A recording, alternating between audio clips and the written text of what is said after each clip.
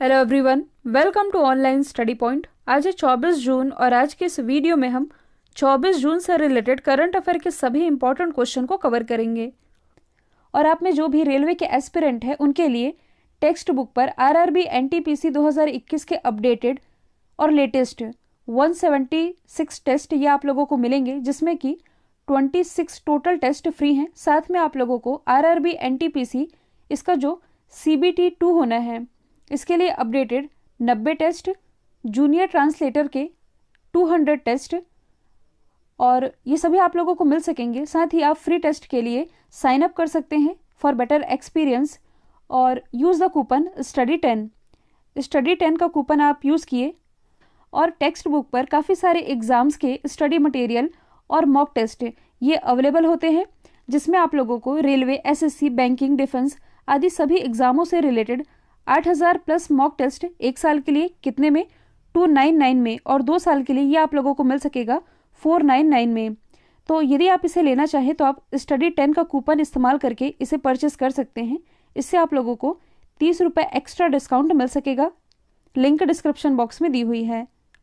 तो चलिए स्टार्ट करते हैं। हमारा पहला क्वेश्चन, हाल ही में एयरबॉर्न एंटी ड्रोन लेजर का सफलतापूर्वक परीक्षण ये किस देश ने किया है? तो इसका सफलतापूर्वक परीक्षण अभी हाल ही में इजराइल के द्वारा किया गया है। अब ये है क्या? Anti drone laser. तो ड्रोन क्या होता है ये तो आप सभी जानते हैं, बताने की ज़रूरत नहीं है। तो ये काफ़ी सारे शेप्स में आता है, भले ही हेलीकॉप्टर के टाइप दिख रहा हो लेकिन ये एक तरह का ड्रोन ही होता है। तो कहने का मतलब है कि हाल ही में इजराइल के द्वारा जो टेक्नोलॉजी विकसित की गई है ये क्या करेगा कि हवा में उड़ता हुआ जो ड्रोन है, जो कि हेलीकॉप्टर या किसी भी फॉर्म में हो सकता है, इसे लेज़र से पॉइंट करके ब्लास्ट कर सकता है। तो ये काफ़ी आश्चर्य की बात है। आप लोगों ने देखा होगा बचपन में लेज़र लाइट, ये तो आप लोगों ने खूब चलाई होगी। एक बिंदु से लाल लाइट निकलती, इसे हम कभी कहीं भी पॉइंट कर सकते थे। सेम उसी तरह आप कह सकते हैं कि इसका ये जो ट्रायल किया गया है इसमें क्या हुआ है कि जो ड्रोन उड़ रहा है इसे लेज़र से इस पर पॉइंट किया गया और इसे ब्लास्ट कर दिया गया। और इसका ट्रायल अभी हाल ही में किया गया है इजराइल के द्वारा, जो कि पूरी तरह से सफल हुआ है। इजराइल ने अपनी इस उपलब्धि को मील का पत्थर करार दिया है, और हो भी क्यों ना, क्योंकि ऐसी उपलब्धि इजराइल ने कभी हासिल नहीं की थी। तो आप ये कह सकते हैं कि ये एक घातक इजरायली सिस्टम है जो कि किसी भी उड़ती हुई वस्तु जैसे कि ड्रोन हो गया, मोटार हो गया, रॉकेट मिसाइल, इन्हें हवा में ही मार करके खत्म कर सकता है, यानी कि इन्हें डायरेक्ट ब्लास्ट कर सकता है लेजर से पॉइंट करके। इजराइल जो कि मिडिल ईस्ट कंट्री है, इसकी कैपिटल क्या है? यरूशलेम। Currency Israeli new shekel. हाल ही में इजराइल के नए राष्ट्रपति भी बने हैं और प्राइम मिनिस्टर भी बने हैं। राष्ट्रपति बने हैं इसाक हर्जोग, इन्होंने स्थान लिया है रुवन रिवलिन का। इंपॉर्टेंट है यहाँ के प्राइम मिनिस्टर निफ्ताली बेनेट, इन्होंने स्थान लिया बेंजामिन नेतन्याहू का। और जैसे ही इन्होंने इजराइल के प्राइम मिनिस्टर पद की शपथ ली, इसके बाद से ही इन्होंने दोबारा से किस पर आक्रमण शुरू कर दिया? गाजा पट्टी पर। यह न्यूज़ मैंने आप लोगों को बताई भी थी। और देखिए, यदि देखा जाए तो इजराइल में उतनी जनसंख्या नहीं है, लगभग यहाँ 96 लाख लोग रहते हैं। और इतनी कम जनसंख्या होने के बावजूद ये दुनिया का सबसे ताकतवर देश बनकर के उभर रहा है और लगातार उभर रहा है। इसने अपनी टेक्नोलॉजी से लगातार दुनिया को चौंकाया ही है। हाल ही में इसका एक और सिस्टम है जो कि चर्चे में रहा, आयरन डोम सिस्टम। यदि आपसे एग्जाम में पूछ लिया जाए कि चर्चे में रहा आयरन डोम सिस्टम किस देश से रिलेटेड है, तो ये इजराइल से ही रिलेटेड है। हाल ही में यानी कि 15 जून को इजराइल ने स्वयं को मास्क फ्री कंट्री घोषित किया और ऐसा करने वाला ये दुनिया का पहला देश बन गया है। और यदि आप किसी भी एग्जाम की तैयारी कर रहे हैं तो मैं आप लोगों के सामने एक इम्पॉर्टेंट इन्फॉर्मेशन बताने जा रही हूँ। देखिए, किसी भी एग्जाम में सबसे ज़्यादा क्या ज़रूरी होता है? जीके और करंट अफेयर। ये दो सबसे इंपॉर्टेंट टॉपिक होते हैं किसी भी एग्जाम के, क्योंकि इनसे रिलेटेड एग्जाम में क्वेश्चन तो पूछा ही जाता है। जीके तो अनलिमिटेड है, आप कितना पढ़ेंगे और कहाँ से तैयार करेंगे, तो इसकी टेंशन अब आप भूल जाइए, क्योंकि हमारी एक्सपर्ट टीम के द्वारा आप लोगों के लिए जीके से related 8000 one liner question bank ये तैयार किया गया है। और संभावना ये है कि आपके एग्जाम में इस क्वेश्चन बैंक के बाहर एक भी क्वेश्चन नहीं जाएगा। तो ये जो क्वेश्चन बैंक तैयार किया गया है, इसकी प्राइस क्या है? देखिए, इसकी प्राइस ज़्यादा नहीं रखी गई है, 200, 100, 50 बिल्कुल नहीं है। आप लोगों की सहूलियत के हिसाब से इसका प्राइस मात्र रखा गया है 21 रुपये का। इसमें आप लोगों को 1 साल का फ्री करंट अफेयर भी मिल जाएगा। तो 21 रुपये में इससे सस्ती नोट्स आप लोगों को नहीं मिल पाएगी। इसे आप परचेस करिए और पढ़िए। परचेस करने के लिए डिस्क्रिप्शन बॉक्स में एक लिंक दी हुई है। अगला क्वेश्चन है, हाल ही में भारत और किस देश ने हाइड्रोजन टास्क फोर्स का गठन किया है? तो इसका गठन अभी हाल ही में किया गया है भारत और अमेरिका के बीच। हाइड्रोजन आप सभी जानते हैं कि ये पृथ्वी पर सबसे प्रचुर मात्रा में उपलब्ध है। तो सरकारें क्या चाहती है कि इस हाइड्रोजन का वैकल्पिक ऊर्जा के स्रोत में इसका उपयोग किया जा सके, और इसके लिए रोड मैप भी तैयार किया जा रहा है। तो देखिए, हाइड्रोजन का उपयोग होगा तो इससे कहीं ना कहीं पर्यावरण प्रदूषण की समस्या से भी निपटने में मदद मिल सकेगी। और पर्यावरण प्रदूषण की समस्या से यदि बचा जा सकेगा तो इसका सीधा प्रभाव किस में पड़ेगा? ग्लोबल वार्मिंग में। मतलब कि किसी भी तरह से ये जो ग्लोबल वार्मिंग की समस्या बढ़ रही है, जिसके कारण ये जो क्लाइमेट चेंजेस और जितनी भी समस्याएं ये दुनिया के सामने निकल करके सामने आ रही है, कुछ हद तक इसे तो कंट्रोल किया जा सकेगा। तो यदि आप लोगों को याद होगा तो हाल ही में भारत सरकार के द्वारा हाइड्रोजन गोलमेज सम्मेलन 2021 का भी आयोजन किया गया था। साथ ही ये क्वेश्चन इसलिए भी इम्पोर्टेंट बन जाता है क्योंकि अभी जो बजट पेश किया गया था 2021-22 का, इसमें राष्ट्रीय हाइड्रोजन ऊर्जा मिशन इसकी भी चर्चा की गई थी। साथ ही भारत में जो पहली SCNG बस है, CNG बसेस, ये तो आप सभी जानते हैं पहली बार दिल्ली में चलाई गई थी। SCNG कहने का मतलब है hydrogen enriched compressed natural gas. इसकी भी पहली बस ये दिल्ली में चलाई गई। मतलब आप कह सकते हैं किसी भी तरह से भारत और अमेरिका के द्वारा ही नहीं, हर कंट्री के द्वारा अपने अपने स्तर पर प्रयास किए जा रहे हैं ताकि किसी हद तक इस ग्लोबल वार्मिंग और क्लाइमेट चेंजेस की समस्या को कुछ हद तक कम किया जा सके। क्योंकि हाल ही में जो IPCC है, इसके द्वारा एक रिपोर्ट रिलीज की गई थी जिसमें ये बताया गया था कि 2100 के लास्ट तक, मतलब कि अब से यदि देखा जाए तो लगभग 80 से 81 साल के बाद पृथ्वी का जो वैश्विक तापमान है ये 2 डिग्री सेल्सियस ये औसतन पहुंच जाएगा। अब ये 2 डिग्री सेल्सियस पहुंचेगा तो होगा क्या? तो जितने भी तटीय राज्य या तटीय देश हैं जो कि समुद्र के किनारे बसे हुए हैं, समुद्र का जल स्तर बढ़ेगा। क्यों बढ़ेगा? ग्लेशियर पिघलेंगे ग्लोबल वार्मिंग की समस्या के कारण। समुद्र का जल स्तर बढ़ेगा तो जो तटीय देश या राज्य हैं ये धीरे धीरे समुद्र में समाने लगेंगे। तो IPCC ने यह कहा था कि इसे किसी भी हद तक कंट्रोल, मतलब कि किसी भी तरह से इसे कंट्रोल करना ही होगा। साथ ही IPCC के द्वारा ये भी बताया गया कि ऐसा नहीं है कि इस प्रॉब्लम का सल्यूशन नहीं है, सल्यूशन बिल्कुल है। और क्या है सल्यूशन? तो उसने ये बताया कि यदि दुनिया के जो देश हैं ये यदि वैश्विक तापमान को 1.5 डिग्री सेल्सियस पर ही कंट्रोल कर लेते हैं, इससे ज़्यादा बढ़ने नहीं देते, तब क्या होगा कि समुद्र के किनारे जो देश बसे हुए हैं इन्हें पानी में समाने से बचाया जा सकता है। क्योंकि ग्लोबल वार्मिंग के कारण ही तो ग्लेशियर पिघलते हैं, ग्लेशियर पिघलते हैं तब समुद्र का जल स्तर है जो ये ऊपर जाता है।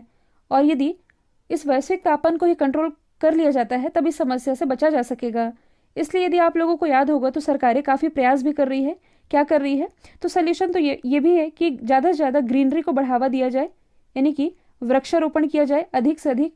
दूसरा यह है कि पेट्रोल डीजल का कम उपयोग किया जाए। इसलिए सरकार क्या कर रही है कि ज़्यादा से ज़्यादा वाहनों को भी बढ़ावा दे रही है। तो ये सारी चीज़ें आप याद रखेंगे, कहीं ना कहीं ये सारी चीज़ें एक दूसरे से कनेक्ट ही है। और इसी क्रम में आगे बढ़ने के लिए भारत और अमेरिका के बीच इस हाइड्रोजन टास्क फोर्स का गठन किया गया है। अमेरिका से रिलेटेड एक फैक्ट है, कल ही मैंने आप लोगों को बताया था, फॉरेन डायरेक्ट इन्वेस्टमेंट का सबसे ज़्यादा यानी कि सबसे बड़ा प्राप्तकर्ता देश ये अमेरिका ही बना है। भारत इसमें 5वें स्थान पर रहा है। अगला क्वेश्चन है, हाल ही में किस राज्य सरकार ने आंध्र प्रदेश की नाडू नेदू योजना को लागू करने का निर्णय लिया है? तो ऐसा फैसला भी हाल ही में तेलंगाना गवर्नमेंट के द्वारा लिया गया है। नाडू नेदू योजना जो कि आंध्र प्रदेश सरकार की पहल थी, इसके तहत होता क्या था कि राज्य के जो भी गवर्नमेंट स्कूल है इन्हें प्रतिस्पर्धी इंस्टीट्यूट में बदला जाता था, और इसे ही अपनाना चाहती है तेलंगाना गवर्नमेंट। और इसके लिए इसने नाडू नेदू योजना पर आंध्र प्रदेश सरकार से अनापत्ति प्रमाण पत्र मांगा है। अब ये अनापत्ति प्रमाण पत्र क्या है? कहने का मतलब है कि तेलंगाना गवर्नमेंट ये लिखित रूप में चाहती है आंध्र प्रदेश सरकार से कि हम आपकी इस योजना को लागू करना चाहते हैं, तो आपको कोई आपत्ति तो है नहीं, इसलिए आप हमें अनापत्ति प्रमाण पत्र दे दीजिए। तो अब हम जान लेते हैं तेलंगाना के बारे में। तेलंगाना जो कि 2 जून 2014 को भारत का 29वां राज्य बना था। हालांकि अब भारत में राज्यों की संख्या ये रह गई है 28। आगे क्या होगा, क्योंकि अभी कश्मीर वाला मुद्दा चल ही रहा है, ये देखा जाएगा। तेलंगाना की राजधानी ये है हैदराबाद, और हैदराबाद ये किस नदी के किनारे बसी हुई है? मूसी नदी के किनारे। और मूसी ये किसकी सहायक नदी है? तो ये है कृष्णा की सहायक। इसी हैदराबाद में स्थित है चार मीनार। साथ ही आप ये भी याद रखेंगे कि भारत का पहला ब्लॉक चेन जिला ये कौन है? तो ये भी हैदराबाद ही है। हाल ही में तेलंगाना गवर्नमेंट की एक योजना है जो कि चर्चे में रही है, इसका नाम क्या है? रायतू बंधु योजना। इस योजना के तहत ये किसानों को 2 किस्तों में, एक तो रबी की फसल, दूसरी खरीफ की फसल, इन 2 किस्तों में 5-5 हज़ार रुपए की वित्तीय सहायता दे रही है। और आप क्या रिलेट कर सकते हैं? तो देखिए, हाल ही में तेलंगाना उच्च न्यायालय की पहली महिला मुख्य न्यायाधीश बनाई गई हैं। इनका नाम क्या है? जस्टिस सीमा कोहली। अगला क्वेश्चन है, made in India 5G technology के लिए एयरटेल ने किस कंपनी के साथ समझौता किया है? तो ये समझौता भी हाल ही में किया गया है टाटा ग्रुप के साथ। आप लोगों को ये तो मालूम होगा कि 5G नेटवर्क लॉन्च करने वाला विश्व का पहला देश कौन सा है? तो ये तो है साउथ कोरिया। हालांकि इसके बाद चाइना ने भी अपना 5G नेटवर्क लॉन्च कर दिया था और अब भारत में इस पर तेजी से काम चल भी रहा है। और यदि आप लोगों को याद होगा तो हाल ही में भारत में सबसे पहली बार 5G का ट्रायल किसने किया? एयरटेल कंपनी ने ही किया था। और अब एयरटेल ने 5G टेक्नोलॉजी के लिए समझौता कर लिया है टाटा ग्रुप के साथ। जी का मतलब क्या होता है? जनरेशन। 1G यानी कि फर्स्ट जनरेशन के बारे में आप लोगों ने सुना ही होगा। ये 1980 के करीब आया था, जो कि एनालॉग सिग्नल पर आधारित था और इसकी जो स्पीड थी ये 2.4 kbps की थी। साथ ही इसकी बैटरी क्वालिटी और वॉइस क्वालिटी एकदम ख़राब थी। ये कुछ इस तरह के फ़ोन हुआ करते थे। इसके बाद सेकेंड जनरेशन आया 1990-91 के करीब ये आया और ये इस्तेमाल करने लगा डिजिटल सिग्नल का और ये 64 kbps की स्पीड देता था। साथ ही इसमें SMS और कैमरे की फैसिलिटी थी। फिर 3G आया, ये 2000 के आसपास आया और ये कौन सी फैसिलिटी देने लगा? तो गेमिंग, वीडियो कॉलिंग और न्यू डेटा प्लान ये सब लेकर के आया 3G। फिर 4G ये आया लगभग 2011 के आसपास ही आया, जो कि 100 Mbps की स्पीड देना शुरू कर दिया। और अब इन सबसे एडवांस आ गया है 5G, मतलब कि आ रहा है भारत में। तो एयरटेल और टाटा ग्रुप के बीच ये जो समझौता हुआ है, इसमें ये जो टाटा ग्रुप है इसने ORAN तकनीक पर आधारित रेडियो और NSA का कोर विकसित किया है। अब ये है क्या? तो देखिए, ORAN इसका मतलब होता है ओपन रेडियो एक्सेस नेटवर्क। ये कोई टेक्नोलॉजी नहीं है बल्कि मोबाइल नेटवर्क आर्किटेक्चर में ही एक तरह का बदलाव है। और फिर दूसरा टर्म क्या लिखा हुआ है? NSA और SA। तो यहाँ NSA की फुल फॉर्म बनती है non stand alone 5G, non stand alone 5G, और ऐसे की फुल फॉर्म बनती है स्टैंड अलोन 5G। अब ये इसका मतलब क्या हुआ? तो देखिए, जैसा कि नाम से ही स्पष्ट हो रहा है, नॉन स्टैंड अलोन 5G कहने का मतलब है कि जो अकेला खड़ा नहीं रह सकता उसे सपोर्ट की ज़रूरत है। अब किसके सपोर्ट की ज़रूरत होगी? तो इसके पहले क्या चल रहा था? 4G, जो कि चल रहा है। तो ऐसा 5G नेटवर्क जिसे खड़े रहने के लिए 4G की ज़रूरत है, यही है NSA यानी कि non stand alone 5G network. ऐसे नेटवर्क ये क्या है? यानी कि स्टैंड अलोन नेटवर्क, ये अकेला खड़ा रह सकता है बिना 4G के सपोर्ट किए। ये मैंने आप लोगों को सिंपली बताया है, आप ऐसे भी याद रख सकते हैं। अगला क्वेश्चन है, भारतीय मूल के किस नागरिक को 2021 के प्रतिष्ठित CEU यानी कि सेंट्रल यूरोपियन यूनिवर्सिटी के द्वारा ओपन सोसाइटी पुरस्कार से सम्मानित किया गया है? ये सम्मानित की गई है KK सैलजा। ये है कौन? तो ये केरल की पूर्व हेल्थ मिनिस्टर रह चुकी हैं। कोविड-19 के दौरान इन्होंने जो प्रयास किए हैं, अपना जो योगदान दिया है, इसके लिए इन्हें सम्मानित किया गया है CEU ओपन सोसाइटी पुरस्कार से। अब यदि हम ऑप्शन में लिखे अदर नामों की बात करें जो कि चर्चे में रहे हैं, तो सस्मिता लेंका, ये कौन है? तो ये ओडिशा की वन अधिकारी है। इन्हें अभी हाल ही में यूनाइटेड नेशन के द्वारा एशिया पर्यावरण प्रवर्तन पुरस्कार से सम्मानित किया गया था। क्यों किया गया था? इन्होंने पेंगोलिन की तस्करी को रोकने में अहम भूमिका निभाई थी। फिर किरण मजुमदार शॉ, जो कि बायोकॉन के संस्थापक है, इन्हें ऑस्ट्रेलिया के highest civilian honour order of Australia से सम्मानित किया गया है। यह अवार्ड पाने वाली ये चौथी भारतीय बनी थी। फिर यदि हम बात करें एम नेत्रा की, एम नेत्रा ये तमिलनाडु से बिलोंग करती हैं। इन्हें यूनाइटेड नेशन के द्वारा goodwill ambassador to the poor appoint किया गया था। हाल ही में जान है तो जहान है अभियान किसके द्वारा शुरू किया गया है? तो इसकी शुरुआत केंद्रीय अल्पसंख्यक मंत्रालय के द्वारा की गई है और अल्पसंख्यक मामलों के मंत्री है कौन? मुख्तार अब्बास नकवी।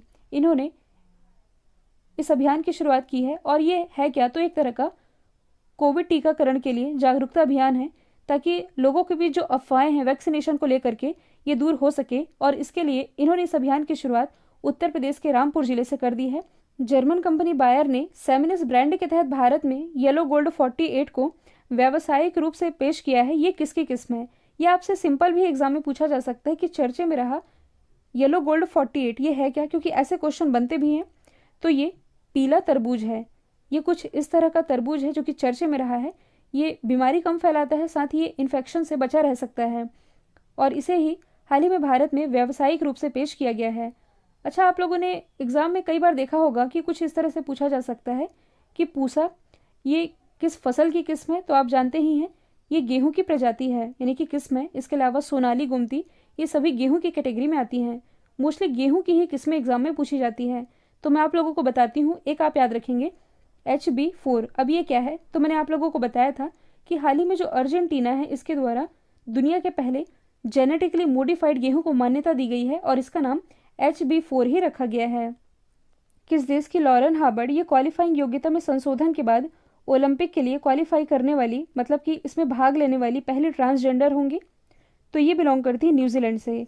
ओलंपिक में क्या होता था कि कुछ कैटेगरी बांटी गई थी कि कौन इसमें पार्टिसिपेट कर सकता है, कौन नहीं कर सकता, मतलब कि कुछ पैरामीटर निर्धारित किए गए थे जिसमें कि कुछ समय पहले ही संशोधन हुआ है इसकी क्वालिफाइंग योग्यता में, जिसके बाद से ओलंपिक में क्वालिफाइंग करने वाली ये पहली ट्रांसजेंडर होंगी।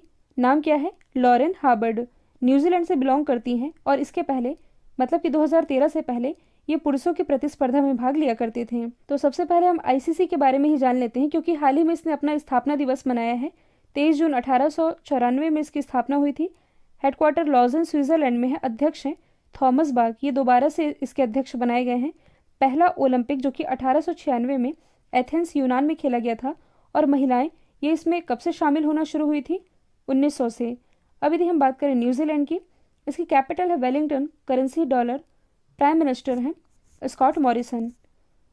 और न्यूजीलैंड के ऊपरी हिस्से और निचले हिस्से के बीच में एक स्ट्रेट है जिसे आप कुक स्ट्रेट के नाम से जानते हैं। क्लाइमेट चेंजेस के लिए कानून लाने वाला ये विश्व का पहला देश बना। साथ ही ये जो आप देख रहे हैं ऑकलैंड, हाल ही में दुनिया के सबसे रहने योग्य शहरों की लिस्ट जारी की गई, जिसमें ऑकलैंड ये रहा था टॉप पर। भारतीय वायुसेना में जम्मू कश्मीर की पहली महिला फाइटर पायलट ये कौन बनी है?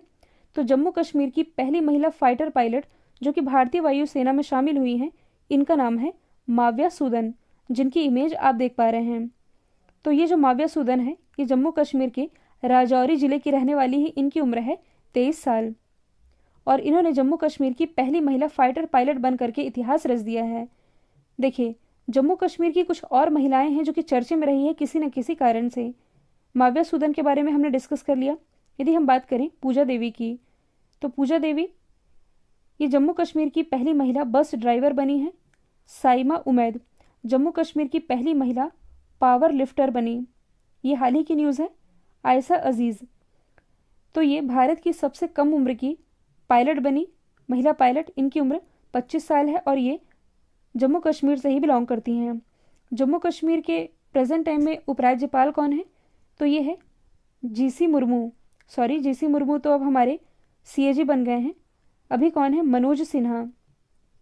और लद्दाख के कौन है? तो ये हैं RK माथुर, यानी कि राधा कृष्ण माथुर। जम्मू कश्मीर से ही रिलेटेड एक ही फैक्ट आप याद रखेंगे कि हाल ही में दुनिया का सबसे ऊंचाई पर स्थित रेलवे पुल जो कि जम्मू कश्मीर में ही बनाया जा रहा है, नदी यदि पूछी जाए तो चिनाब नदी पर बनाया जा रहा है।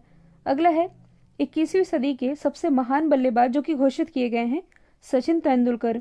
और साथ ही भारत की तरफ से ICC हॉल ऑफ फेम में शामिल होने वाले जो 7 व्यक्ति हैं, इन 7 में से सचिन तेंदुलकर ये भी एक हैं। कई बार एग्जाम में पूछा जाता है कि इनकी ऑटोबायोग्राफी का नाम क्या है? तो ये है प्लेइंग इट माई वे, ये भी आप याद रख सकते हैं। और यदि हम बात करें महेंद्र सिंह धोनी की, तो इन्हें भी हाल ही में ICC male cricketer of the decade यानी कि दशक, male cricketer of the decade ये चुना गया था। विराट कोहली, तो हाल ही में फोर्ब्स के द्वारा दुनिया में सबसे ज़्यादा कमाई करने वाले एथलीट की लिस्ट जारी की गई, जिसमें कि टॉप 100 में शामिल एकमात्र क्रिकेटर ये विराट कोहली ही है। जडेजा, तो देखिए हाल ही में विजडम के द्वारा 21वीं सदी के मोस्ट वैल्यूएबल प्लेयर की लिस्ट जारी की गई थी, जिसमें कि टॉप पर तो थे श्रीलंका के मुथैया मुरलीधरन, भारत की तरफ से टॉप पर थे जडेजा। ओवरऑल ये मुथैया मुरलीधरन के बाद दूसरे स्थान पर थे। केंद्र सरकार ने किन दो सरकारी बैंकों में 51% की हिस्सेदारी बेचने की घोषणा की है? तो हाल ही में सरकार के द्वारा सेंट्रल बैंक ऑफ इंडिया और इंडियन ओवरसीज बैंक, इन दोनों ही बैंकों की 51% हिस्सेदारी ये बेचने की घोषणा की है। और यदि देखा जाए तो इन दोनों ही बैंकों की जो मार्केट वैल्यू है ये लगभग 44 करोड़ है, जिसमें कि इंडियन ओवरसीज बैंक इसका मार्केट कैप इसमें लगभग 31,000 करोड़ का है। तो बस यही है कि सरकार इन दो बैंकों की 51% हिस्सेदारी ये बेचने जा रही है। कल जो मैंने आप लोगों से सवाल पूछा था, इसका राइट आंसर गिनी था। अब आप लोगों के लिए आज का सवाल है, रघुराम राजन ये किस राज्य की आर्थिक सलाहकार परिषद के सदस्य के रूप में शामिल हुए हैं? इसका जो भी आंसर है कमेंट बॉक्स में बताइएगा। वीडियो यदि पसंद आए तो लाइक कीजिए, शेयर कीजिए और चैनल को सब्सक्राइब करना बिल्कुल मत भूलिएगा। आज के लिए इतना ही। Thank you so much.